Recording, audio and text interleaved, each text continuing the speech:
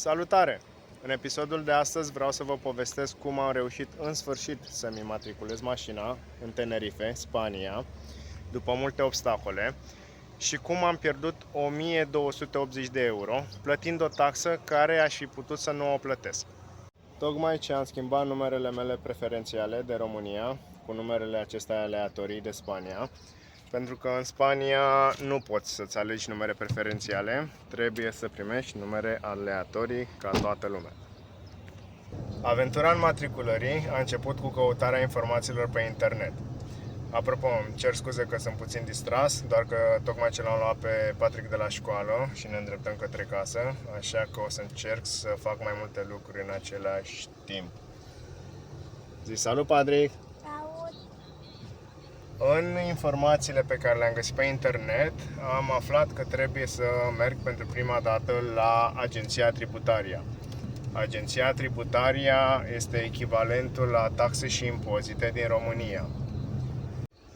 O altă informație pe care am găsit-o pe internet este faptul că trebuie să plătesc o taxă. Ei o numesc taxă de vamă, cum că în insulele Canare, dacă aduci un autoturism de pe continent, chiar și din Spania, dar Spania continentală, trebuie să plătești o anumită taxă. Eu cred că este o taxă de poluare, de fapt, pentru că diferă în funcție de norma de poluare a mașinii și este un anumit procent din valoarea mașinii, valoare dată de cei de la Agenția Tributarie. Dar există și o excepție de la această taxă, de la plătirea acestei taxe, și anume, dacă ești străin, obții rezidența în Tenerife sau în oricare din insulele Canare, ai la dispoziție 60 de zile de când aduci mașina pe insulă să începi procedura de înmatriculare a ei. O altă condiție este să ai acea mașină de mai mult de un an în proprietate. Gata, am lăsat copilul acasă, nu mai vorbesc la volan, nu mai filmez la volan. Sunt în zona în care locuim noi acum, unde e mai multă liniște și cred că puteți să mă auziți mai bine pe mine și păsărelele care cântă în jurul meu. După cum spuneam, primul pas este să ai rezidență, să obții rezidența. Rezidența am obținut-o în aproximativ 4 săptămâni de când am ajuns pe insulă. Știind că am termen de 60 de zile de când am venit cu mașina pe insulă, am fugit repede la Agenția Tributaria să încep procedura de înmatriculare a mașinii. Aici am găsit un domn amabil care mi-a comunicat că, înainte de a merge la ei, la Agenția Tributaria, am nevoie de două lucruri. 1. ITV-ul, adică Inspecția Tehnică, echivalentul ITP-ului din România. Și al doilea, un formular care să ateste faptul că am plătit taxa respectivă, despre care vă vorbesc, sau în formularul acesta să ateste faptul că sunt scutit de la plata acestei taxe. Iar acest formular îl pot obține prin intermediul unei firme de aduanas. Aduanas, în traducere, înseamnă vămuire. M-am gândit eu că într-o săptămână fac și ITV-ul și obțin și acest formular. Repede, repejor. N-a fost așa. ITP-ul a durat o lună. Am fost la ITP, am dus mașina, bineînțeles cu programare, pentru că aici totul se face cu programare și nu găsești de pe o zi pe alta, a durat câteva zile. Mașina ok, tot în regulă, singura problemă a fost cu cârligul de remorcare. Mașină nouă, cumpărată din reprezentanță, cu cârlig montat în reprezentanță, da? Cârlig omologat și foarte scump. A durat o lună de zile să-i conving pe cei de la ITV că nu este nicio problemă cu acel cârlig, că este omologat prin dovezi, precum factura de achiziție și cam atât, pentru că nu am obținut nimic altceva de la cei de la SsangYong.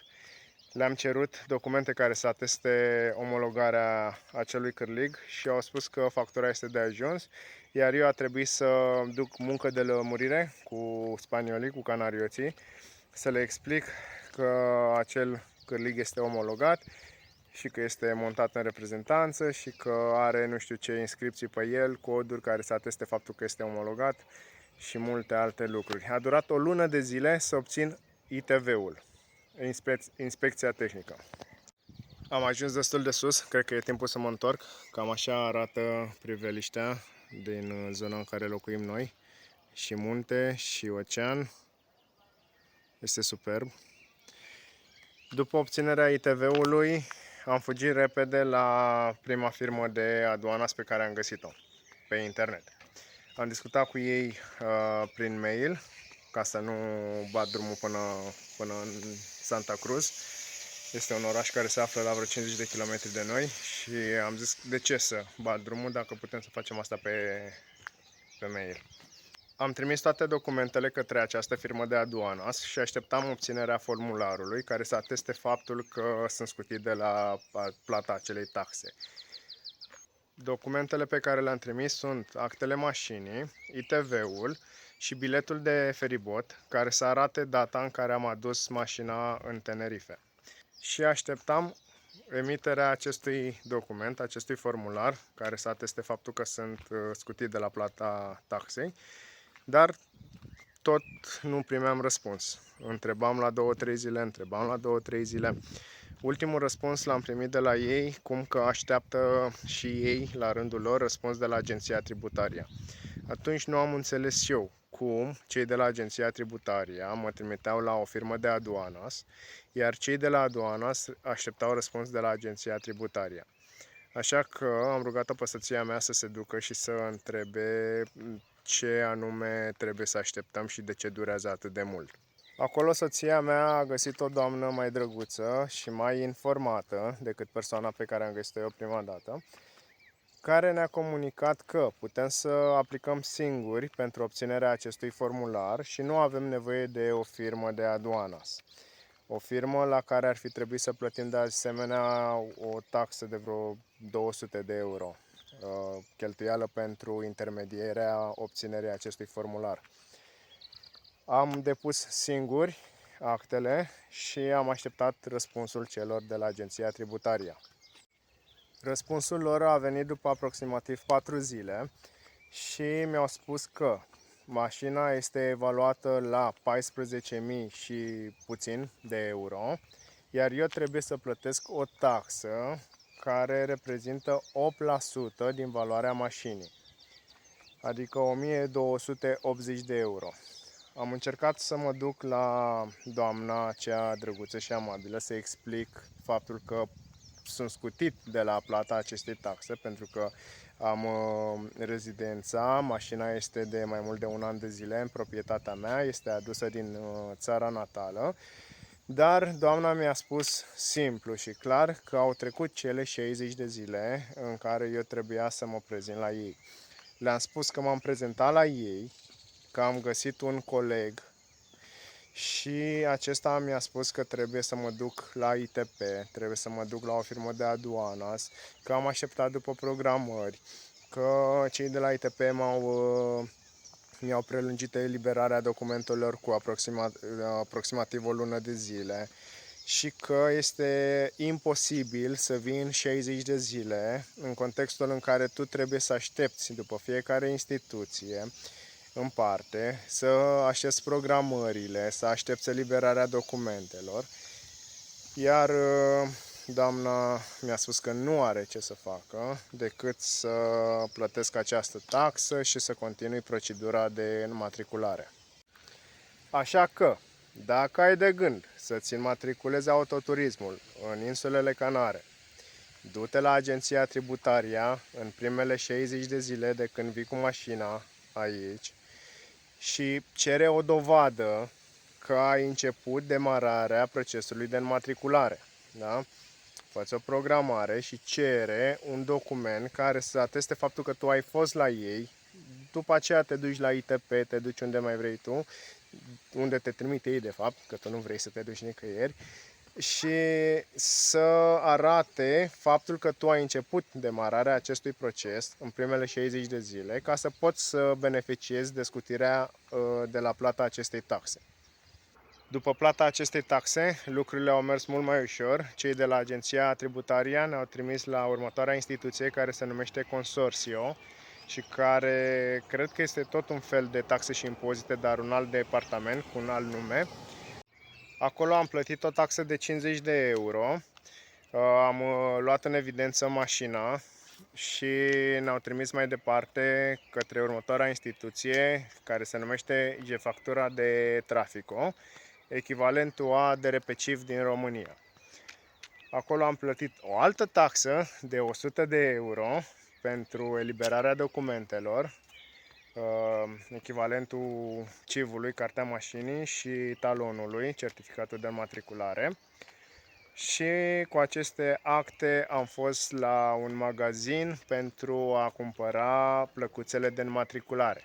Pentru că aici poți să-ți cumperi singur plăcuțele de înmatriculare de unde vrei. Sunt multe magazine care se ocupă cu acest lucru. Plăcuțele costă undeva la 18 euro una, deci am plătit 36 de euro pentru ambele plăcuțe. Așa că, dacă înjurați instituțiile din România și birocrația, să știți că se poate și în altă parte și în alte părți. Aici cred că este și mai rău decât în România.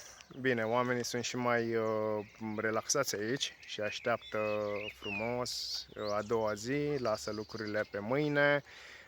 Nu sunt atât de bine informați, deci ar trebui să-ți cauți singur informațiile și să le dai totul pe tavă ca să fie procedura cât mai rapidă și cât mai ușoară. Dacă vrei să nu-ți bați capul cu toți funcționarii publici, poți să apelezi la o firmă care se ocupă cu înmatricularea autoturismelor.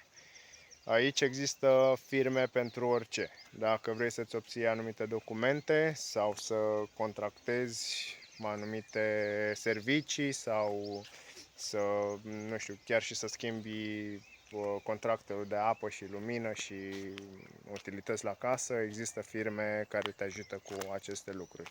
Oamenii sunt foarte comozi aici și preferă să contracteze orice. Nimeni nu cred că își face ceva singur. Toți apelează la serviciile altor oameni pentru a face lucruri. Deci poți să contractezi o firmă care să te ajute să înmatriculezi mașina, dar asigură-te că le dai toate informațiile sau că ei dețin toate informațiile pentru a putea face procesul acesta cât mai rapid și cât mai puțin costisitor pentru tine. Firmele de acest gen te taxează între 250 și 500 de euro din ce am văzut pe internet. Sper că v-a fost cu folos acest episod și informațiile din acest episod. Vă aștept cu următoarele episoade. Puteți să lăsați în comentarii despre ce vreți să vă mai vorbesc, să vă povestesc, să vă dau informații, ce vreți să vedeți din aceste locuri sau ce vreți să știți din aceste locuri. Ceea ce vă doresc eu este să aveți o viață lungă și frumoasă. La revedere!